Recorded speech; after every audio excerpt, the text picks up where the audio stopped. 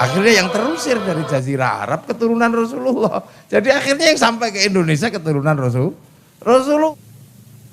Makanya kalau ada orang bertanya, kenapa yang menyebarkan Islam ke Indonesia itu wali? Yang ke Eropa panglima perang, yang ke Afrika panglima perang. Kenapa yang ke Indonesia itu wali? Nah ya karena yang bisa ngomong sederajat dengan Brahmana itu wali, sama-sama la khaufun alaihim walahum. Assalamualaikum warahmatullahi wabarakatuh. Bismillah, alhamdulillah, salatu wassalamu ala rasulillah Sayyidina Muhammad ibn Abdillah wa ala alihi wa sahbihi wa wala. La haula wa la quwata illa billah ma ba'da. Para alim, para ulama, para kiai, ya misbah yang kalau hormati, yang kita cintai bersama, jajaran kiai yang gak bisa saya sebut satu persatu. Yang kita cintai Bunda Eva selaku wali kota Bandar Lampung, ya Bunda Eva, ya alhamdulillah kan MKN loh. Pak Hanung Harimba Rahman dari UMKM, pemilik lapangan yang saya hormati, Tentara Nasional Indonesia, pemilik lapangan Saburai yang mengizinkan tempatnya untuk ditempati oleh acara muktamar Nahdlatul Ulama. Para hadirin wal hadirat yang berbahagia, di undangan saya disuruh berbicara tentang apa tadi? Di undangan itu. Nah, pembukaan, terus di situ saya disuruh ngomong apa tadi, ada kok bunyinya. Sejarah apa tadi? Sejarah apa gitu? Beda sejarah perjalanan Islam Nusantara. Oh, sejarah perjalanan Islam Nusantara. Jadi Islam yang jalan-jalan ini. Ya kan, ini kita berbicara tentang Islam yang jalan-jalan. Karena memang Islam itu jalan. Karena Islam itu rahmatan lil alamin. Islam itu rahmat sekalian alam. Nah alam ini luas. Alam ini luas, dari alam yang terlihat sampai alam yang tidak terlihat. Sementara Islam itu mulainya dari Arab. Jadi Islam itu mulainya dari Arab. Makanya kalau ketika sampai ke Indonesia ya Islam yang jalan. Makanya ada istilah perjalanan Islam itu, karena Islam itu takdirnya rahmatan lil alamin. Dia harus menjadi rahmat sekalian alam. Sementara Rasulullah itu ada di mulainya dari Arab. Makanya Islam itu ya jalan-jalan, bener-bener Islam itu berjalan. Makanya karena Islam itu berjalan dan Rasulullah pada ruang geografis dan ruang sosiologisnya menempati Arab dan tahun 600-an Masehi. Dan usia Rasulullah itu cuma 63 tahun. Artinya kehidupan Rasulullah itu berhenti di tahun 600-an. Dan berhenti di Madinah. Makanya kemudian Islam itu bergerak keluar gitu. Islam itu bergerak keluar. Nah, ketika Islam itu bergerak keluar, itu pasti ada aktornya. Ada aktornya. Aktornya ada, sistem sosiologinya juga ada. Jadi aktornya ada, makanya di dalam Islam itu ada siratal mustaqim, itu ada siratal ladzina an'amta alaihim, ada jalannya orang-orang. Nah orang yang ketemu Nabi itu namanya sahabat. Ya orang Arab, sahabat itu Bu Eva. Ya Bunda Eva, sahabat itu orang Arab. Makanya sahabat karena orang Arab namanya Abu Bakar, Umar, Utsman. Gak ada sahabat itu namanya Joni, itu gak ada. Gak ada. Sahabat namanya Joni itu gak ada. Atau sahabat itu Mukidi itu gak ada. Itu menandakan bahwa Islam itu pertama tumbuhnya di Arab. Dengan gaya Arab. Bahasanya bahasa Arab. Nah, kenapa pilihannya adalah Arab gitu. Ya karena Islam itu mata rantai. Mata rantai dari agama Allah yang sebelum Rasulullah. Islam itu agama terakhir. Mata rantai. Nah, mata rantai itu nggak boleh putus gitu kan. Harus nyambung. Nah, sejarah kenabian itu ada di Arab. Dengan jazirah lebih spesifik Bani Israel. Makanya ketika Rasulullah turun adalah qad ja'akum rasulun min anfusikum. Jadi ada utusan dari bangsa kalian, maksudnya bangsa Arab. Karena sebelumnya adalah Bani Israel. Itu tempatnya di sekitar Filistin. Sekitar Filistin. Makanya ketika Rasulullah itu lahir dari bangsa Arab, orang Arab nggak kenal sama Rasul. Karena orang Arab ini tidak mengenal Nabi, nggak mengenal utusan. Karena konsep Rasul itu adalah konsep kitab suci. Nah, pemegang kitab suci itu adanya di Filistin sama di sekitar Madinah, Yahudi Nasrani. Orang Arab itu penyembah berhala, pagan nggak mengenal Nabi. Makanya ketika Nabi itu lahir di Mekah, orang Mekah nggak kenal Nabi itu apa. Mungkin sama lah kayak saya gini kan. Orang sini ketika saya datang disambut-sambut karena ngerti kiai. Karena sebelumnya sudah punya konsep kiai. Makanya ketika saya datang ya disambut-sambut, disungkem-sungkem, bahkan dimintai selfie. Ambil kroyok-kroyok, paksa-paksa mau jalan jadi gandoli gitu. Karena apa? Orang sini tahu konsep kiai. Coba ketika saya ke pedalaman Irian gitu, yang nggak pernah punya konsep tentang kiai. Mungkin saya ini dengan model kayak gini dikira tim pemburu babi, itu bisa jadi.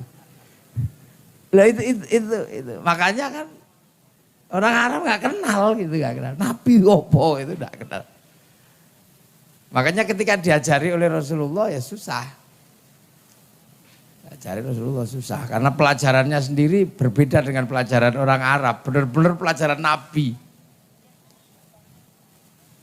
Arab yang mengenal Tuhan banyak diajari Tuhan satu. Tugas Nabi dari dulu itu, Rasul itu mengajarkan Tuhan yang satu. Makanya walaupun budaya Arab itu Tuhannya banyak, tetap diajari Tuhan satu. Dari dulu Tuhan itu Allah itu nggak nampak. Makanya ketika biasanya orang Arab pun punya Tuhan patung, tetap diajari Tuhan tidak nampak. Jadi pelajaran ini nggak ada hubungannya dengan sosiologi, antropologi Arab. Itu nggak ada. Betapa susahnya. Orang Arab itu air susah, tapi malah toharoh harus pakai air. Diminum aja susah, malah disuruh mandi pakai air. Jinabat pakai air. Ya kalau orang Lampung jinabat gampang, airnya banyak. Dan jinabatnya jarang-jarang, paling sebulan 2 kali. Nah kalau di Arab sana syahwatnya gede. Air susah, suruh jinabat semalam 8 kali susah. Makanya dilawan pelajaran itu. Makanan susah. Disuruh sedekah. Makanan kan harus berburu di sana. Makanya laki-laki itu menangan karena mencari makan itu tugas laki. Laki kalau berburu, binatang buruan, berperang gitu. Makanya laki-laki superior, perempuan nggak cukup kuat kalau di sana. Karena apa? Jaminan kehidupan itu dari laki-laki. Makanya semakin laki-laki mampu memberikan jaminan, maka perempuan semakin banyak mengagumi laki-laki seperti itu. Lah kalau di sini enggak, perempuan kuat. Karena apa? Cari makan di Lampung itu malah sebagian besar perempuan. Ya, mipil metik kopi, ngambil sahang gitu kan. Kalau orang Lampung mengatakan nguret, itu perempuan. Ya, ngambil banyak perempuan. Di Jawa nanam padi perempuan, makanya perempuan ini Waduh saya dikasih jas ini, Nahdlatul Ulama. Pas ini. Semoga muat. Lu langsung Wali nih yang pakai. Oh. Wah, alhamdulillah.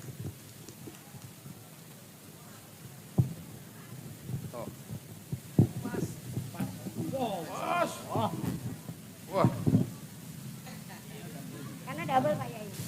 Iya nanti enggak double ini. Nah, pas. Mana? Oh, BE Bunda Eva Collection. Oh, ini saya dapat. Matur nuwun, terima kasih Bunda. Terima kasih. Wih, enak ya. Pak Yai, boleh izin Pak Yai, Abah ada di rumah sampai betul. Oh ya? Iya, monggo. Ya tadi mau janjian sama saya agak siang. Sekarang? Oh ya nanti. Ya. Terima kasih Bunda Eva. Ya nanti saya ke rumah nanti. Ya. Salam.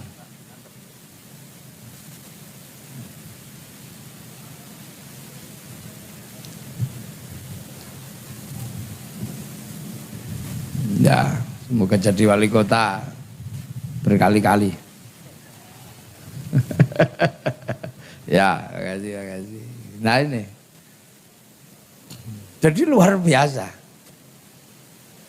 Struktur dan budayanya luar biasa. Nah, sejarah-sejarah Nabi yang diajarkan ini komplit gitu. Jadi pelajaran kenabian diajarkan di Makkah, di Madinah, itu sama sekali nggak ada hubungannya dengan sistem sosiologinya orang Arab. Orang di sana itu syahwatnya tinggi. Tapi disuruh tawaf. Yang laki-laki, yang perempuan nggak boleh ditutup mukanya. Itu artinya adalah kalau lihat muka luar biasa. Nah sementara yang laki-laki disuruh pakai baju nggak boleh dijahit. Itu kalau mau dablek kan tinggal wis gitu aja. Artinya pelajarannya luar biasa. Sangat berbeda. Jadi potensi untuk menembus seluruh sekalian alam itu gede. Karena diuji coba di tanah Arab tidak ada hubungan pelajaran itu dengan bangsa Arab. Sangat bertolak belakang. Tidak ada air, suruh toharoh pakai air. Tidak ada makanan, suruh sedekah. Panas, suruh puasa. Bertuhan banyak, suruh Tuhan satu. Bertuhan kelihatan, suruh bertuhan tidak kelihatan. Ini luar biasa. Makanya test case-nya di situ. Hanya kenapa di Arab? Karena sejarah kenabian itu di Arab. Di mana manusia pertama kali menyembah Allah, itu petilasannya ada di situ. Yang akhirnya disebut inna awwala baiti wudi'a lin-nasi lalladzi bi Bakkata mubarakah. Yang jadi Ka'bah itu. Kemudian sejarah orang yang menemukan kembali jejak masa lalu tentang peribadatan kepada Allah juga di situ, namanya Ibrahim. Petilasannya ada di situ, namanya Maqam Ibrahim ketika berdoa Rabbana ini askantu min dzurriyyati biwadin ghairi dzi zar'in 'inda baitikal muharram Rabbana liyuqimus sholata faj'al afidatan minan nasi tahwi ilaihim warzuqhum minats tsamarati la'allahum yashkurun. Ada di situ Khidir Ismail, ada di situ. Sejarah banyak ada di situ. Kemudian titik pertemuan manusia pertama kali juga ada di situ, yaitu di Jabal Rahmah. Baru setelah itu manusia bergerak. Makanya dikembalikan ke titik awal di mana manusia berawal dan berasal. Itu. Jadi harus dijangkau. Setelah dari Jabal Rahmah manusia bergerak yang ke Cina berubah jadi putih. Tembem-tembem sipit-sipit itu juga harus dijangkau oleh Islam, oleh Rasulullah. Yang bergerak ke Eropa berubah menjadi putih-putih tinggi besar juga harus dijangkau oleh Islam. Yang bergerak ke Afrika berubah menjadi hitam gosong kayak kopi juga harus dijangkau. Nah, yang bergerak ke Indonesia yang korban berubah menjadi kecil-kecil pesek-pesek gini, yang ulamanya ya kayak kita-kita inilah hidungnya pesek kayak Kiai Misbah ini juga harus dijangkau. Jadi dikembalikan ke titik awal, digerakkan ke titik berikutnya, keseru sekalian alam. Nah, cuman masalahnya kan satu, bahwa ketika manusianya bergerak, manusia ini akhirnya punya peradaban. Sehingga ketika Islam datang, itu ketemu dengan peradaban manusia yang tadinya sudah bergerak itu. Makanya corak Islam juga macam-macam. Satu contoh misalnya, Rasulullah lahir tahun 600. Gitu, Rasulullah lahir tahun 600. Di perbatasan Lampung sama Jawa, di sekitaran Krakatau, itu sudah berdiri kerajaan namanya Kerajaan Saloka Negara dengan rajanya Dewa Warman. Itu sekitar tahun 400-an, bahkan ketika Rasul belum lahir. Di saat Rasul berjaya, itu di pesisir selatan sudah tumbuh kerajaan namanya Kerajaan Galuh. Beberapa kerajaan kecil di daerah Jambi sudah ada. Bahkan tahun 300 di Kalimantan sudah ada Kerajaan Kutai Kartanegara. Itu Rasul belum lahir. Artinya bahwa Islam ketika dilahirkan oleh Rasulullah dilahirkan di Makkah, mengemban misi Islam dan harus menjangkau ke daerah-daerah yang jauh. Daerah-daerah ini sudah berubah, sudah punya sistem kehidupan. Ketika Nabi Musa itu masih kisaran Palestina, Mesir, sekitaran itu. Tapi ketika Rasulullah itu manusia yang bergerak ini sudah waja'alnakum syu'uban wa qabaila, sudah berubah. Ke Cina itu dinasti Tang udah gede, udah bisa bikin tembok Cina segede itu Rasul belum lahir. Dinasti Qin itu udah gede-gede semua. Suku Maya udah gede, apalagi kalau misalnya kita berbicara tentang sesuatu yang lebih jauh lagi, tentang situs Gunung Padang gitu, tentang manusia pertama misalnya tentang Pithecanthropus. Artinya daerah ini sudah berkembang dan bergerak menjadi manusia-manusia yang sudah punya peradabannya masing-masing. Makanya ketika di sana masih berkutat tentang membangun sistem Islam sebelum keluar ke beberapa negara, di beberapa tempat alamin-alamin ini sudah jadi semua. Islam masih di seputaran Makkah sekitar tahun 800. Di sini udah bangun Borobudur, di sana Candi Muara Takus dulu gede-gede. Bangunan-bangunan besar sudah ada. Nah, itu adalah catatan bahwa jangan sekali-sekali menganggap bahwa ketika Islam itu datang ke beberapa negara, itu tidak pernah terjadi negosiasi. Selalu terjadi negosiasi budaya, negosiasi politik, bahkan negosiasi yang lain, negosiasi ketuhanan. Sudah punya Tuhan, punya negara, punya semuanya udah punya. Gitu. Makanya ketika Islam bergerak keluar, pertama juga negosiasi. Ketika ketemu dengan orang Persia ya negosiasi Islam. Orang Majusi. Parsi itu Majusi, Majusi itu Zoroaster kalau dalam bahasa sekolahan. Dia orang Zoroaster, penyembah api. Tuhan intinya ada dua, yang satu Ahriman, yang satu Ahura Mazda. Yang Ahriman itu Tuhan terang, yang Ahura Mazda itu Tuhan gelap. Nah, Tuhan terang sama Tuhan gelap itu suka kelahi. Itu keyakinan orang Zoroaster atau Majusi. Kalau Tuhan terang itu menang, maka terjadi gerhana bulan. Kalau Tuhan gelap itu menang, terjadi gerhana matahari. Itu cara mereka berpikir. Loh, negosiasi itu cukup alot kan karena memang ini. Sampai akhirnya menjadi masif ketika Sayyidina Ali dengan kelakuan baiknya ini menikahkan putranya namanya Sayyidina Husain dengan anaknya Raja Rustum. Dari pernikahan itu akhirnya Raja Rustum masuk Islam. Nah, itulah awal, salah satu yang membuat monumental gitu. Lah, ketika Raja Rustum masuk Islam, orang Majusi pindah Islam. Nah, orang Majusi itu suka menyembah matahari dulu. Nah, bangunannya tinggi. Kalau menaruh matahari di bangunan tinggi namanya manaro. Makanya begitu masuk Islam apinya dibuang, manaronya ditaruh di depan masjid.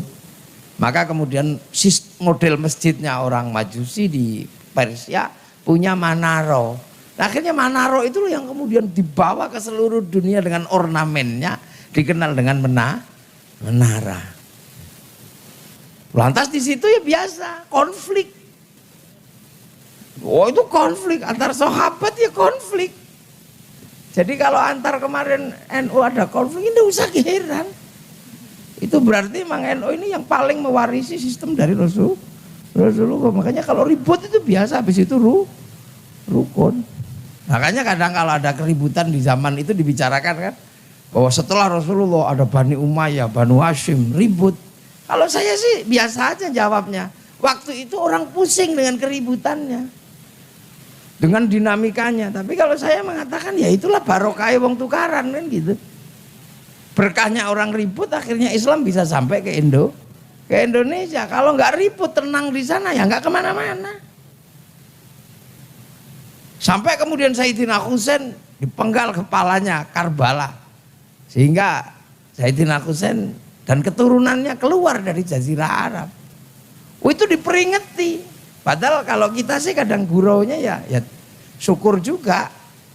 Walaupun nggak syukur dalam pengertian alhamdulillah itu enggak, tapi ada hikmahnya. Oh ini loh hikmahnya ketika Sayyidina Husain dipenggal. Akhirnya yang terusir dari Jazirah Arab keturunan Rasulullah. Jadi akhirnya yang sampai ke Indonesia keturunan Rasulullah. Coba kalau waktu itu keturunan Rasulullah yang menang dan rombongannya Muawiyah yang kalah gitu. Ya rombongannya Muawiyah yang sampai ke sini. Jadi semuanya peradaban itu ratusan tahun berikutnya baru bisa diambil hikmahnya. Ketika terjadi situasi rumitnya luar biasa. Sampai Sayyid Ja'far Shadiq keturunan keempat gitu ya. Keturunan kelima setelah Rasulullah. Itu sampai mengeluarkan sholawat asghil. Wa asghilidz dzalimin bidzalimin wa akhrijna min bainihim halimin. Keluarkan aku dari jazirah ini ya Allah. Ya keluarkan, gak kuat aku katanya kan. Hancurkan yang zalim sama orang zalim. Itu kan bergerak terus sampai akhirnya menemukan titik.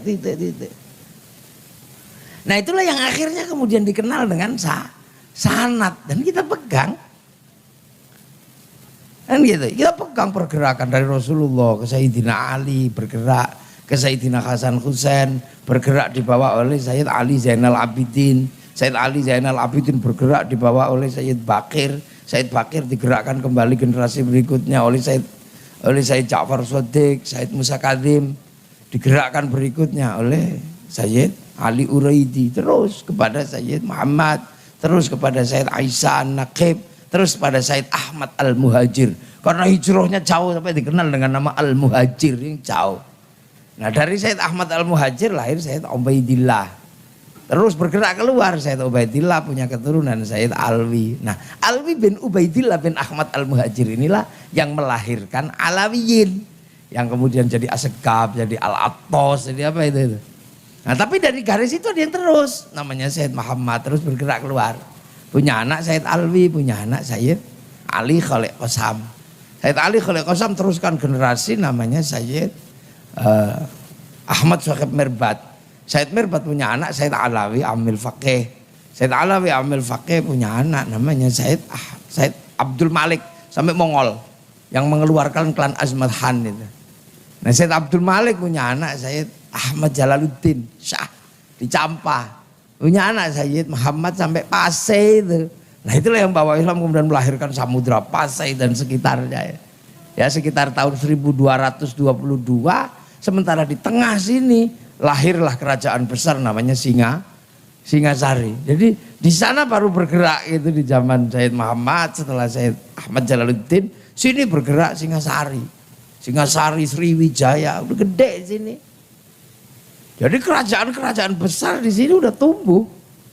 Sampai kemudian punya keturunan Sayyid Jamaluddin Al-Husaini Al-Kabir mulai melakukan pemetaan terhadap daerah dakwah namanya Nusantara.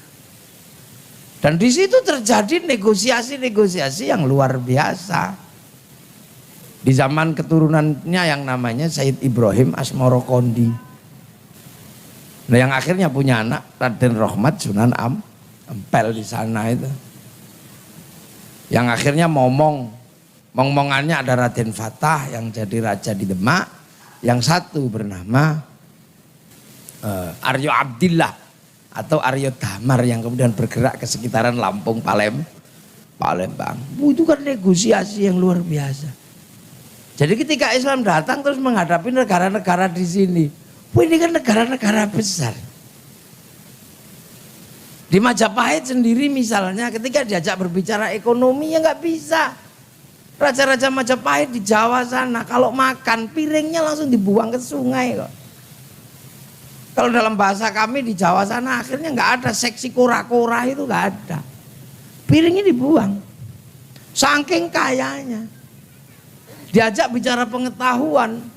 Sriwijaya itu Universitas Nalanda gede, di Majapahit Nalanda besar, kitab negara Kertagama diajarkan di mana-mana. Jadi besar, punya teritori besar seperti ini. Nah itulah yang akhirnya kemudian harus ada negosiasi. Sementara di sini rumit. Rumit kenapa? Ini daerah sebelum Islam datang itu Hindu.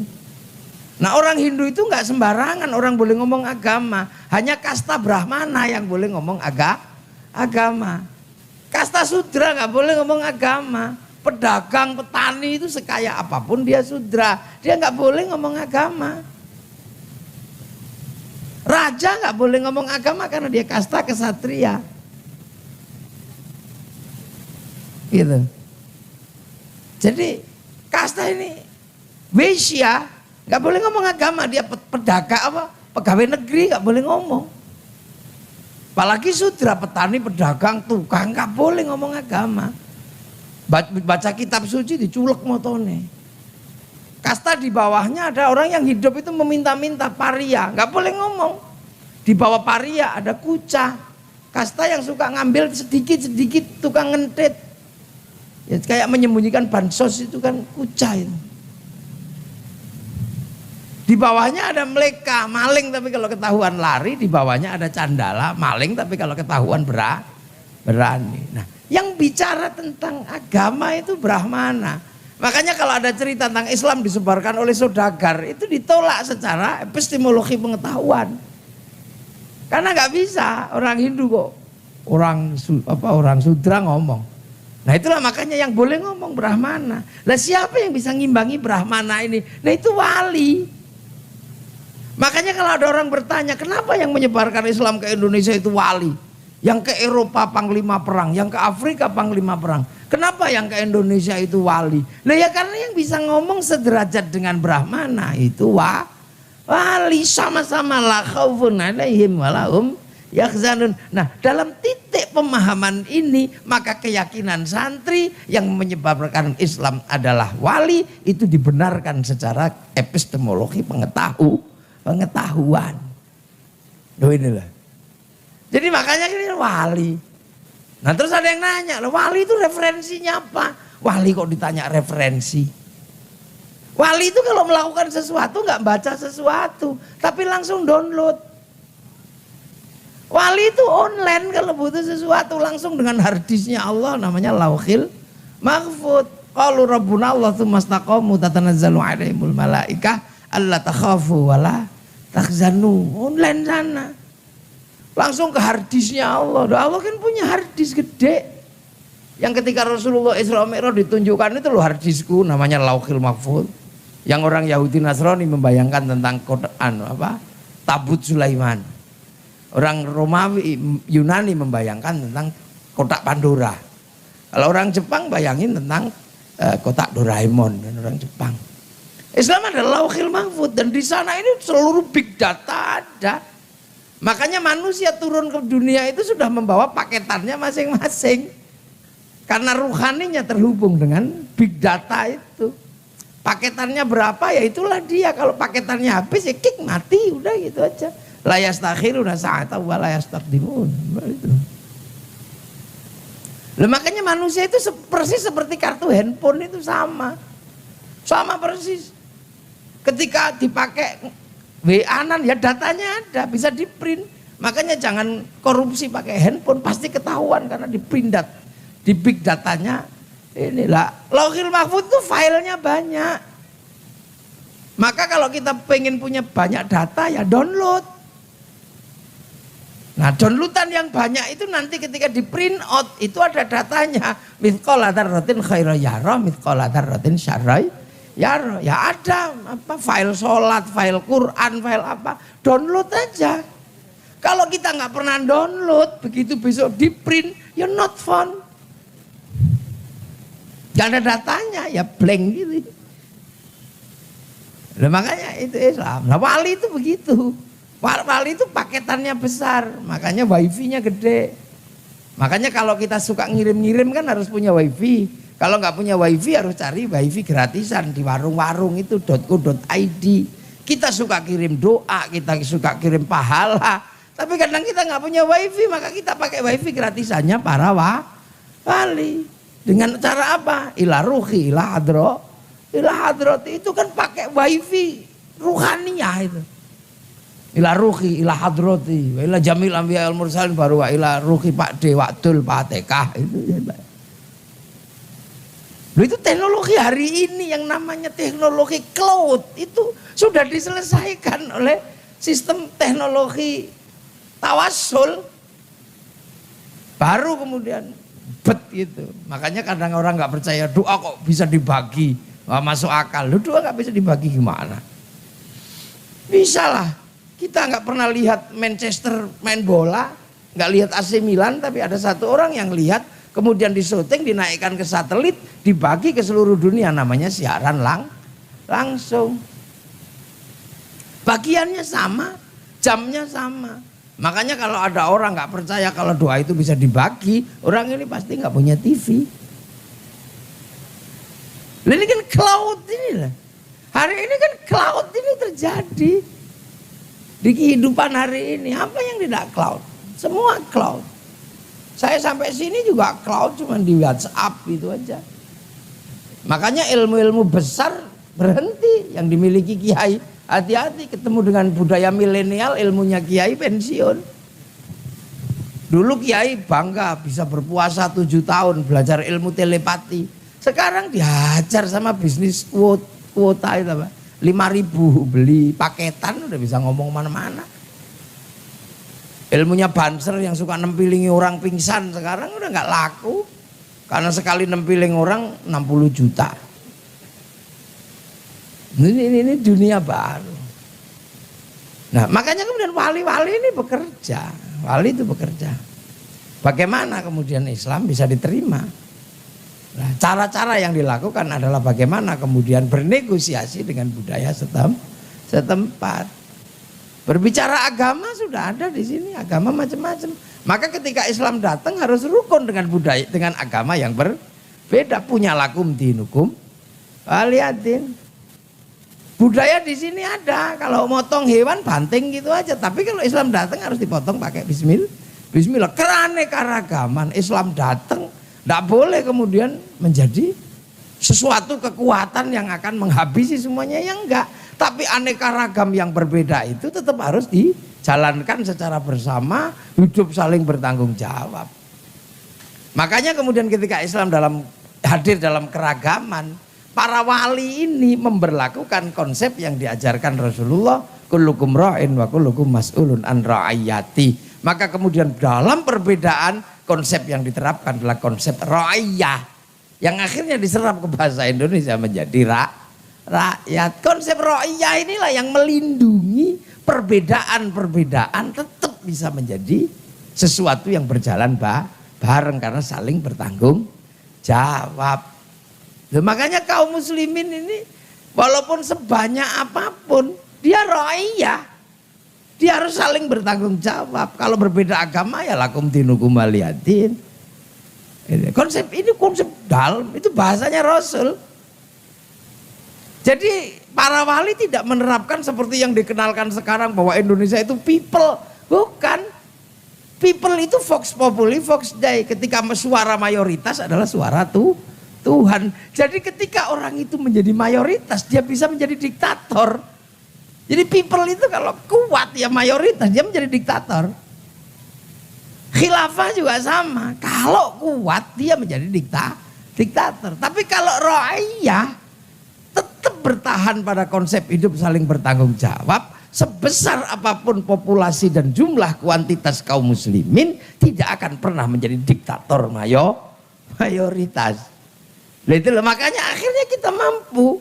Kalau di Arab satu bangsa menjadi puluhan negara, di Eropa satu bangsa menjadi puluhan negara, kita ini puluhan bangsa bisa bersatu dalam satu negara kesatuan Republik Indonesia. Karena yang diterapkan adalah konsep rakyat yang diserap ke bahasa Indonesia menjadi rakyat, dan satu-satunya bangsa muslim dunia yang sanggup menerapkan konsep rakyat menjadi konsep kenegaraan hanya ulama Indonesia. Jadi satu-satunya. Jadi makanya kalau kiai disebut kiai toleran itu liberal, bukan, karena menanggung konsep rakyat. Kalau kafir kafir malu sama Rasulullah yang menggunakan konsep rakyat. Jadi orang-orang yang tidak paham itu, kenapa? Karena mereka nggak ngerti wali. Makanya mereka masih suka kufar kafir. Karena apa? Kehilangan sistem orientasi yang panjang, di mana ada aktor dan ada sejarah. Nah, aktor dan sejarah ini melahirkan kesadaran bahwa orang-orang sebelum kita juga berjasa kepada kita. Islam. Makanya ndak usah uas, konsep ro'iyah ini harus dijaga. Makanya para raja dulu, raja-raja Islam, ketika Bung Karno mengatakan atas nama bangsa Indonesia, Soekarno-Hatta. Karena isinya bangsa ini adalah ro'iyah, maka kemudian para raja merelakan teritorinya untuk dijadikan tempat rakyat. Nah, yang bangun konsep teritori itu adalah para wali, maka teritorinya disebut wilayah. Nah, wilayah itu tempatnya rakyat. Makanya Indonesia konsepnya wilayah, karena yang bangun adalah para wali. Maka siapapun yang menempati Indonesia jangan pernah lupakan jasa para wali, karena kita tidak memiliki apa-apa kalau tidak punya wilayah, dan yang memimpin dan menciptakan wilayah adalah para wali. Dan itulah makanya Nahdlatul Ulama tegas mengatakan kami penerus para wali. Makanya karena kita penerus para wali, wilayah menjadi NKRI, maka NKRI harga mati. Loh. Ini kan konsep-konsep gede. Cuman yang di kepala kita ini kecil-kecil gitu, hanya masalah gereja, masalah selamat Natal, itu kan masalah yang udah dilewati oleh sejarah panjang para pendahulu. Makanya ikutilah jejak masa lalu. Peganglah sanad-sanad agama. Jangan dihilangkan sejarah panjang itu. Langsung kembali kepada Quran Sunnah. Lah kalau langsung kembali kepada Quran Sunnah, sejarahnya hilang. Sehingga yang dipikirannya adalah wakafa billahi syahida Muhammadur Rasulullah walladzina ma'ahu, orang-orang yang bersama Rasul asyidda'u alal kufar. Lah ini ada orang-orang yang disorientasi historis. Langsung seperti sahabat, jenggotnya dipakai, cingkrangnya dipakai, jubahnya dipakai. Sehingga akhirnya dia lupa bahwa hidup di zaman ulama, serasa hidup di zaman sahabat. Akhirnya walladzina ma'ahu asyidda'u alal kufar. Ini jenengannya wong disorientasi dia itu. Sehingga akhirnya tidak ngerti produk-produk sejarah yang sudah lewat. Akhirnya ketika ada recycling produk-produk masa lalu yang sudah gagal, kayak produk khilafah, kayak produk Syiah Sunni, kayak produk Isbal, itu kan produk yang sudah pernah dilewati. Tapi karena orang nggak mengerti sejarah dan nggak mau menerima sejarah, maka menganggap ini produk baru. Sehingga produk baru ini ketika dipaksakan ke pasar yang ada, dia menjadi black market. Cuman black marketnya agama. Jadi masuk ke dalam black market religion. Ada pasar gelap agama. Sekali lagi kemudian yang punya pasar tersendiri diantem karena nggak mau beli dengan produk recycling ini. Gitu. Ini problem yang cukup serius. Dia nggak mau. Dan by the same. Makanya alhamdulillah sistem ra'iyah ini diberlakukan, kita bisa mempertemukan titik-titik perbedaan. Makanya Islam ini kalau kepegang para ulama mempertemukan perbedaan, disatukan. Karena apa? Karena Islam ini menghantarkan manusia kembali kepada Allah dengan selamat. Ya kiai dimanapun dari dulu kerjaannya cuman itu. Apa? Husnul khotimah itu cita-cita. Jadi minat dari dunia ila daril akhirah, husnul khotimah itu ya itu. Itu pekerjaan kiai. Makanya kiai itu selalu mengatakan ya sholat, ya puasa. Tapi jangan lupa ketika mengajarkan Islam ini lewat manusia ini yang harus diselamatkan lewat dunia. Sholat itu diajarkan, tapi sholat ini lewat dunia. Makanya akhirnya sholat itu tidak independen. Kenapa sholat tidak independen? Karena sholat itu harus nutup aurat. Aurat itu ditutup dengan kain. Maka akhirnya sholat juga membicarakan hubungan baiknya dengan pabrik kain. Sholat itu harus bikin masjid. Maka kemudian akhirnya sholat berhubungan dengan tanah yang mau dipakai masjid. Maka sholat berhubungan dengan BPN. BPN berhubungan dengan negara. Dia harus ada bangunannya terbuat dari batu. Itu kan. Terbuat dari batu. Lah batu itu dicampur sama pasir. Yang mengikat itu semen. Maka sholat akhirnya berhubungan dengan pabrik semen. Lu gimana kita? Tiba-tiba itu dunia. Itu bid'ah dunia. Ini bid'ah akhirat. Lu kamu itu aneh-aneh aja. Ya itu. Dunia ini menghantarkan manusia. Cuma manusia itu hidup di dunia. Lah dunia itu temannya banyak.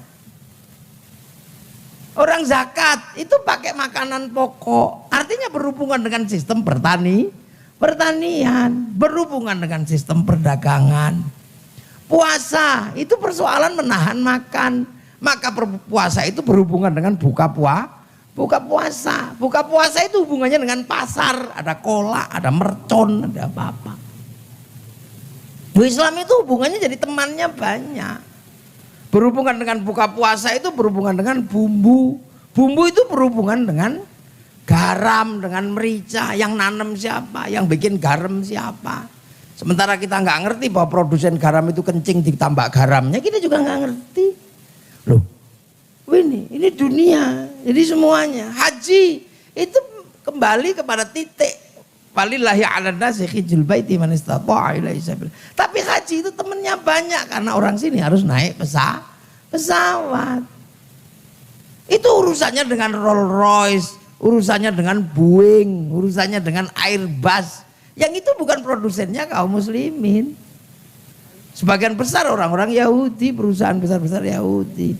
Lah kalau kemudian Yahudi mati, ya jangan gitu. Mati semua ya kita pergi kaji renang kan gitu. Ini kehidupan. Karena apa? Dunia itu punya teman banyak. Karena dunia itu dibikin oleh Allah. Idza arada syai'an ayyaqula lahu kun fayakun. Lekun itu dari kana. Lah kana itu wa akhwatuha. Karena itu temannya banyak. Karena itu usil. Ini kadang orang lagi kiai itu makanya ini diurusi. Makanya kiai ini nggak pernah melupakan itu. Makanya saya ini termasuk kemarin sebelum diputuskan tanggal 22-23, saya ini termasuk mengusulkan muktamar bulan Juni. Saya sendiri mengusulkan muktamar bulan Juni. Kenapa? Udah nggak hujan. Biar NU dan teman-temannya itu bisa ikut muktamar gitu saya waktu itu. Loh NU itu kan temannya banyak. Saya ini kan ngaji, temannya banyak. Makanya NU itu kalau mau apa mengajak temannya. Makan aja ngajak temannya. Ayo makan bareng. Sudah makan bareng, ayamnya jadi satu biar dibagi-bagi tumpengan. Orang mati ngajak temannya, ngajak tetangganya sampai 40 hari. Itu sholawatan, ngajak temannya, sholawat toh aslinya kan. Ayyuhalladzina amanu shollu alaihi wasallimu taslima. Tapi begitu pegang kiai sholat ngajak temannya, manggil Habib Syekh. Kalau Habib Syekh datang, temannya datang semua. Pabrik son laku, ayo. Terop laku, semuanya laku kalau udah sholawatan. Slayer laku, gagang pancing laku untuk begini-begini. Semua laku, roda ekonomi berputar. Odong-odong laku. Orang mati diziarahi, akhirnya kuburan wali melahirkan sebuah siklus ekonomi yang luar biasa. Bis pariwisata laku, temannya semua itu. Orang jualan nasi di makam wali laku, orang jualan apa aja laku di situ, sampai copet itu bisa hidup di makam wali. Nah itulah, makanya saya kemarin sempat ngusirin, Bu jangan ngotot cepet-cepet lah.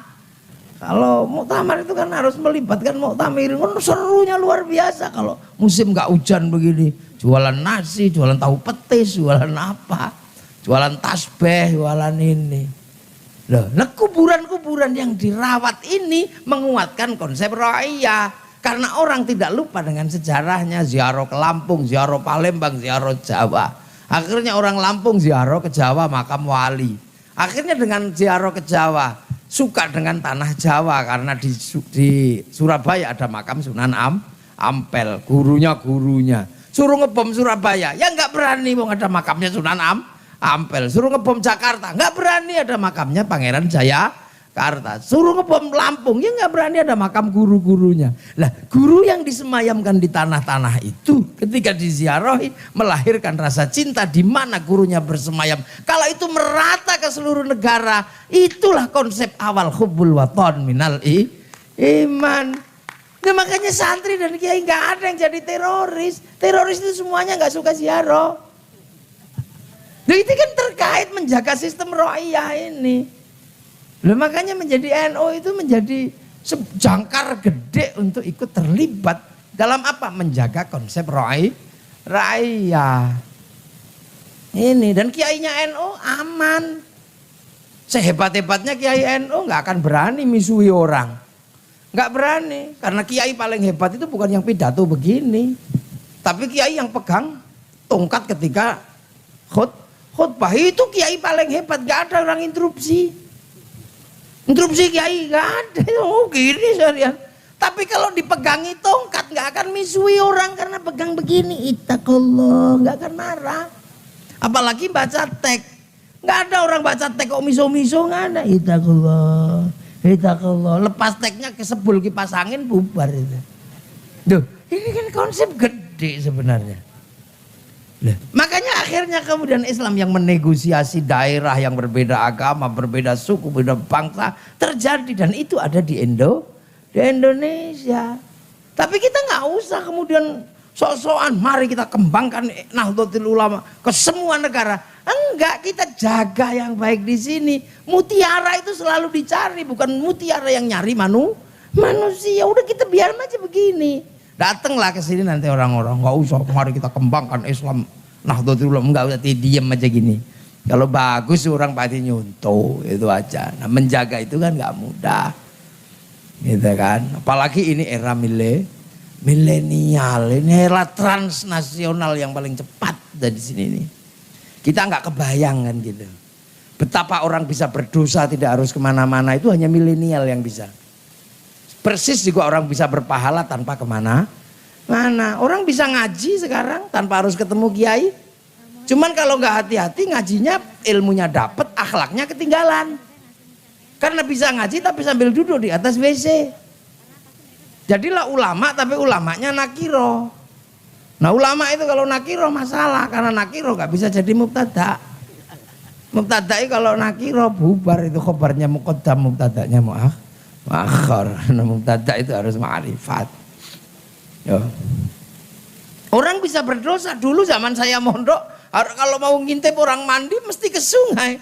Sekarang buka YouTube penuh isinya yang begitu-begitu. Jadi orang nggak perlu kemana-mana. Ini dunia berubah, dunia mimpi. Itu mimpi saya tahun 90-an. Aku pengen tidur bisa baca koran. Sekarang tidur bisa baca koran, nggak harus ke mading. Makanya jangan nyalahin corona deh. Corona ini penyakit kedaluarsa. Corona ini penyakit yang lewat, udah telat corona itu. Karena corona cuma minta social distansi. Nah manusia itu sudah di social distansi 10 tahun yang lalu, semenjak sebelum corona. Manusia itu sudah dipisah dari kehidupan. Ya, sudah dijauhkan dari keramaian. Itu mencari ilmu tinggal cari di Google, nggak perlu kemana-mana. Cuman keramaian yang dirubah dalam kesepian ini menghasilkan konversi ekonomi yang luar biasa. Maka siapa yang bisa menghadirkan sepi, mengambil keramaian, dia yang kaya hari ini. Duduk bersama, sepi. Karena apa? 10 orang semuanya pegang handphone. Tapi semua yang 10 orang pegang handphone, yang paling diuntungkan WhatsApp. Si Mark Zuckerberg sama Facebook. Makanya yang mengambil keramaian di dalam kesepian ini, itulah yang paling kaya hari ini. Maka jangan heran ini milenial. Penyair-penyair harus istirahat. Karena tidak ada lagi orang menulis surat cinta. Dulu kerinduan Lampung dan Jawa difasilitasi oleh surat cinta. Untukmu kekasihku, dek, aku merindukanmu. Harus ditulis di kertas warna pink, jangan sampai warna merah. Tintanya biru karena cintanya mengharu biru. Baunya yang bau mawar, jangan bau melati, itu bau genderuwo. Ada dulu seperti itu, tulis, deh aku rindu padamu, entah kenapa semenjak kepergianku kembali ke perantauan aku merindukanmu. Kan ada dulu begitu. Panjang gitu, angin yang mendesau membisikkan namamu. Sehingga seluruh bayang-bayang hitam yang ada di depan mataku seperti siluet bayang-bayangmu. Perih merindukanmu kekasihku. Sebagaimana kata penyair, kau tusuk di sana berdarah di sini. Aku sedih dan sepi. Dulu begitu. Sekarang saya rausum. Raumum. Tapi aku yakin kau dan aku malam hari ini sedang duduk di bawah sinar rembulan yang sama. Saiki itu hilang, pabrik kertas surat hilang, Pak Pos hilang, perangko hilang, sampai Honda Win gak ada lagi. Karena apa? Kerinduan itu cukup dengan dipoto, dikirim. Bawahnya juga kalimatnya gak banyak, cukup mah. Dan ini dunia baru, runtuhnya sistem telekomunikasi, sistem parpostel itu habis. Mal-mal gede itu juga nggak lama lagi dihajar sama bisnis online. Perusahaan-perusahaan transportasi gede dihajar oleh sistem. Kursusan-kursusan habis dihajar oleh tutorial dalam YouTube. Mana ada, ini dunia baru. Yang konvensional mati. Millennial killing everything. Nahdlatul Ulama 100 tahun ke depan menghadapi situasi seperti itu. Aku mikir dewe ya ora iso. Sampean mikir dewe ora iso, ayo dipikir bareng-bareng ngono tok. Nah ini dunia baru, the real new world. Ini masih ada pameran, ini masih untung. Ada yang mau datang, padahal itu semua yang dipamerkan sudah di browsing bisa di situsnya masing di toko online-nya ada itu semua. Itu gayanya aja pameran di sini syukur laku. Walaupun sampai berhadapan dengan situ tanpa negosiasi ketemu dengan orang, langsung browsing ke pemerintah kota Bandar Lampung, Jolopo, toko-toko di situ semua punya aplikasi online semua di situ. Jadi sampean depan toko itu pun tidak harus berbicara dengan pemilik toko atau penjualnya, Anda bisa membawa barangnya. Bahkan ketika ketemu di situ, Anda bisa nyuruh Grab atau Gojek membawakan barang yang jaraknya dari situ ke sini. Itu dunia baru. Dulu santri di kampung-kampung suka menunggu di perempatan. Siapa tahu ada orang kota tersesat terus bertanya. Karena biasanya orang kota itu pakai rok pendek. Sopo ngerti. Sekarang mana ada orang kesesat terus nanya. Nggak ada, semua Google Map. Dulu udah baru. Dulu ini semakin terbuka dunia. Nah kita yang masih manual habis. Makanya di beberapa jangankan untuk hal-hal yang. Bahkan kripto. Per wilayah beda pendapat. PW Jawa Timur sama PW Yogyakarta beda. PW Jawa Timur haram, PW Jogja halal. Itu gak usah jauh-jauh, itu dunia baru. Jadi sekarang gak usah ribut. Itulah indahnya Nahdlatul Ulama. Menyongsong 100 tahun gimana. Ini dunia baru. Cloud semuanya. Nah cuman kita teknologinya udah. Kiai-kiai sudah mulai pensiun kan cukup lama. Teknologi itu meminggirkan kiai kan cukup lama. Dulu kiai-kiai gagah karena punya ilmu merukunkan laki-laki dan perempuan. Didatangi bawain gula teh. Sekarang cinta itu bisa ditumbuhkan oleh Avanza. Loh, iya, cinta itu bisa tumbuh karena Avanza.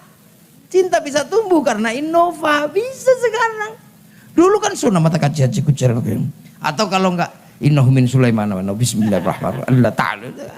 Kelamaan itu. Dunia baru. Nah, kita menyongsong dunia yang seperti ini. Makanya ya Allah. Orang tiba-tiba disuruh melawan dirinya sendiri. Hari begini tiba-tiba mengatakan bang haram. Itu gimana kita itu? Mau yang rasional. Kalau kita itu bisa ya nggak apa-apa. Tapi bang haram di saat manusia sudah nggak bisa lepas dari bank. Kenapa? Karena manusia sudah punya alat tukar namanya uang lah. Uang itu keluaran bank bukan keluaran KUD. Maka kalau kamu mengharamkan bank ya jangan pakai uang. Ini kan aneh, Kang.